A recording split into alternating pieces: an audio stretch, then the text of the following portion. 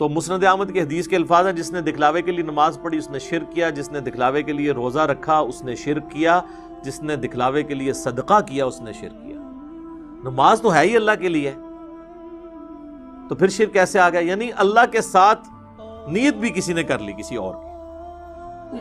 حتیٰ کہ سنن ابن ماجہ میں یہ الفاظ بھی ہیں کہ اگر کوئی شخص نماز پڑھ رہا ہے اور اس نے یہ محسوس کیا کہ اسے کوئی دیکھ رہا ہے، اس کی وجہ سے وہ اپنا سجدہ لمبا کرتا ہے، تو سجدہ تو اللہ کے لیے کر رہا ہے لیکن 0 سے ملٹیپلائی ہو جائے گا، ریاکاری میں آ جائے گا۔ اسی لیے ریاکاری کو شرک اصغر کہا گیا، چھوٹا شرک۔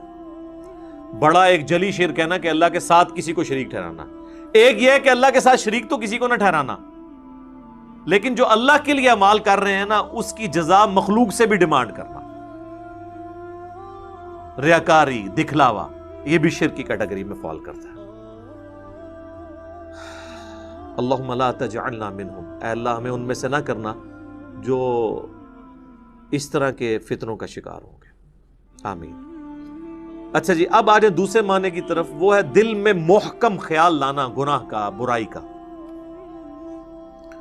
تو اس کو سپورٹیو وہ حدیث ہے، بخاری اور مسلم دونوں میں حدیث ہے کہ نبی صلی اللہ علیہ وآلہ وسلم نے فرمایا کہ آنکھ کا زنا دیکھنا ہے، کان کا زنا سننا ہے، ہاتھ کا زنا پکڑنا ہے، پاؤں کا زنا چل کر جانا ہے، اور نفس یعنی دل تمنا کرتا ہے اور شرمگاہ اس کی تصدیق کرتی ہے۔ تو وہاں پہ نبی علیہ السلام نے ایک ایک جو عضو ہے نا اس کی برائی کا ذکر کیا اور نفس کا بھی ذکر کیا۔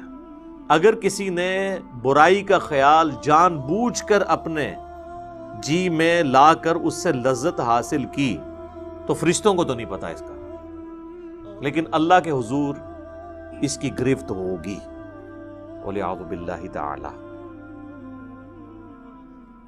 اللہ کو کوئی نہیں پوچھ سکتا جی، سورۃ الانبیاء میں آیا نا، لا يُسْأَلُ عَمَّا يَفْعَلُ وَهُمْ يُسْأَلُونَ۔ اللہ کو کوئی نہیں پوچھ سکتا کہ اس نے کوئی کام کیوں کیا، اللہ ہر ایک کو پوچھ سکتا ہے، وَهُمْ يُسْأَلُونَ، کہ تم نے یہ کام کیوں کیا۔ تو اللہ تعالیٰ دل کے خیالات کے اوپر بھی گرفت فرما سکتا ہے، وَلِعَوْذُ بِاللَّهِ تَعَالَى۔ البتہ وہ حدیث اپنی جگہ ایک تسلی والی ہے بخاری اور مسلم میں کہ اللہ تعالیٰ نے میری امت سے دل کے خیالات کے اوپر درگزر فرما دیا ہے جب تک کہ اس پر عمل نہ کر لیں یا اس کو اپنی زبان پر نہ لے آئیں، یعنی دل میں آنے والے وسوسوں کو۔ لیکن اس کو بھی اسی اعتبار سے سمجھنا ہوگا کہ یہ بھی وسوسے وہ ہوں گے جو خود بخود آ جائیں، جو جان بوجھ کے لائے جاتے ہیں نا وہ سر اس کیٹیگری میں نہیں آئیں گے۔ بہرحال اللہ تعالیٰ کی رحمت کا ایک تقاضا بھی ہے، وَكَتَبَ رَبُّكُمْ عَلَى نَفْسِهِ الرَّحْمَةِ، جو سورۃ الانعام میں ہے کہ اللہ نے اپنے اوپر خود سے ایک چیز واجب کر لی ہے کہ میں ہر حال میں رحم ہی کروں گا، جو بخاری مسلم دونوں میں حدیث ہے کہ میری رحمت میرے عرش پہ، میں نے اپنے پاس ایک عبارت لکھ لی تھی مخلوق کی پیدائش سے پہلے کہ میری رحمت میرے غضب پر سبقت لے جانے والی ہے۔ یہ برابر بھی ہوتی نا تب بھی ہمارے لیے مصیبت ہو جاتی، اسی لیے کہتے ہیں نا کہ اللہ تعالیٰ سے عدل نہیں مانگنا چاہیے بلکہ اللہ تعالیٰ سے اس کا فضل مانگنا چاہیے۔ اللہم انی اسألک من فضلک ورحمتک، آمین۔ اور صحیح مسلم میں ایک اور حدیث ہے کہ صحابہ اکرام کہتے ہیں کہ یا رسول اللہ ہمارے دل میں بعض اوقات ایسے خیالات آتے ہیں کہ ہمیں بڑے بھاری گزرتے ہیں کہ ہم کسی سے اس کا ذکر بھی کریں۔ یہ اکثر لوگ پوچھ رہے ہوتے ہیں نا دل میں جناب وسوسے آتے ہیں، نماز میں بھی بعض لوگوں کو آ جاتے ہیں، تو آپ صلی اللہ علیہ وآلہ وسلم نے فرمایا کیا تم واقعی دل میں ایسے خیالات محسوس کرتے ہو؟ ان کا یا رسول اللہ ایسا ہی ہے۔ تو آپ نے فرمایا یہ تمہارے ایمان کی دلیل ہے، کیونکہ ایمان کا چور کون ہے؟ شیطان۔ شیطان اسی دل پہ حملہ کرے گا جس میں ایمان موجود ہوگا۔ اسی کو سپورٹیو ایک سنن ابی داؤد میں حدیث ہے، صحابہ نے کہا یا رسول اللہ بعض اوقات ہمارے دل میں ایسے خیالات آتے ہیں کہ ہمارا دل چاہتا ہے کہ ہم جل کے کوئلہ ہو جائیں لیکن اپنی زبان پہ اسے کبھی نہ لائیں۔ تو آپ نے فرمایا اللہ کا شکر ادا کرو کہ اللہ تعالیٰ نے اس کو وسوسہ بنا دیا ہے، تم نے پریکٹیکلی ان خیالات پہ عمل نہیں کیا۔ یہ بھی ایمان کی ایک دلیل ہے۔ ایک اور زبردست حدیث ہے بخاری اور مسلم میں کہ نبی صلی اللہ علیہ وآلہ وسلم نے فرمایا کہ جب بندہ نیکی کا ارادہ کرتا ہے نا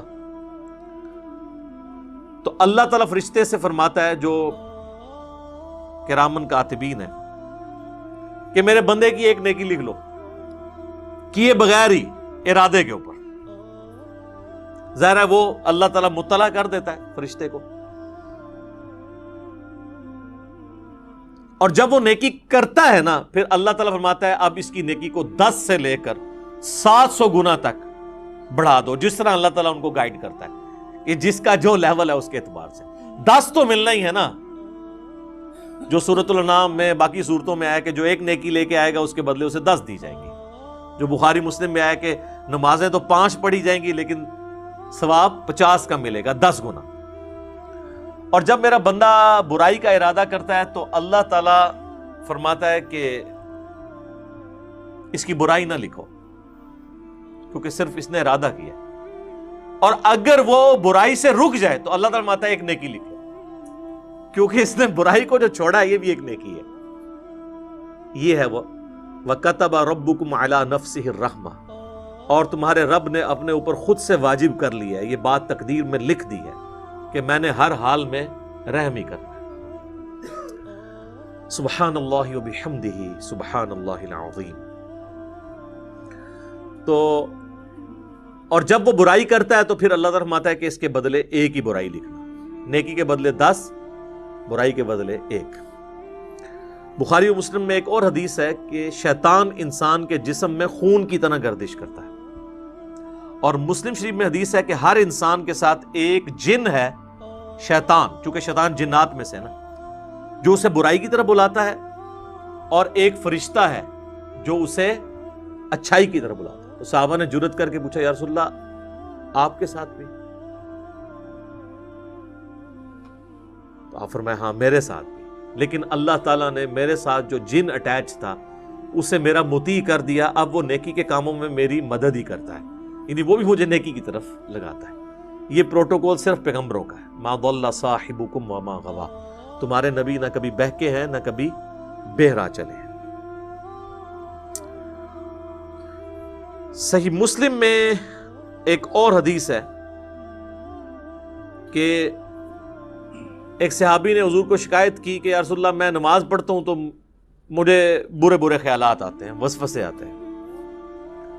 تو آپ نے فرمایا یہ خاص شیطان ہے جو آ کے وسوسے دلاتا ہے، جب تم نماز کی حالت میں اس طرح کے وسوسے محسوس کرو، اور نماز کے سوا بھی، اگر نماز میں ہے تو نماز کے سوا بھی، تو 3 دفعہ پڑھو اعوذ باللہ من الشیطان الرجیم، یعنی میں اللہ کی پناہ مانگتا ہوں راندہ درگاہ کیے ہوئے شیطان سے، اور اپنے بائیں طرف 3 دفعہ تھوک دو۔ اب یہ فزیکلی تھوکنا نہیں ہوگا، بس صرف زبان سے ہلکا سا ایسے بس۔ یہی بخاری مسلم میں ہے کہ اگر کوئی شخص برا خواب دیکھ لے تو وہ اٹھتے ہی اعوذ باللہ من الشیطان الرجیم پڑھ کے 3 دفعہ بائیں طرف تھوک دے، تو اللہ تعالیٰ اس خواب کے شر سے اسے بچا لے گا، چونکہ وہ برے خواب شیطان کی طرف سے ہوتے ہیں۔ تو نماز کے دوران بھی اگر کسی کو خیال آئے تو وہ یہ کر سکتا ہے۔ باقی یہ خیالات آنے کی کئی ٹیکنیکل ریزن بھی ہیں۔ پورا دن آپ دنیا کے کاموں کا حساب کتاب کریں گے تو نماز کے اندر کوئی سوئچ تو نہیں ہے جو آپ آف کر کے نماز میں داخل ہو جائیں گے۔ ظاہر ہے اس کے لیے پھر اسی لیے تو کہا گیا کہ بھئی اذان کی آواز سنو، مسجد کی طرف چلو، وضو کرو گے، اس کے بعد سنتیں ادا کرو گے، پھر کہیں دماغ آہستہ آہستہ آہستہ سٹیبل ہوتے ہوتے تو کہیں فرض نماز کے لیے جا کے پھر سٹیبل ہوگا۔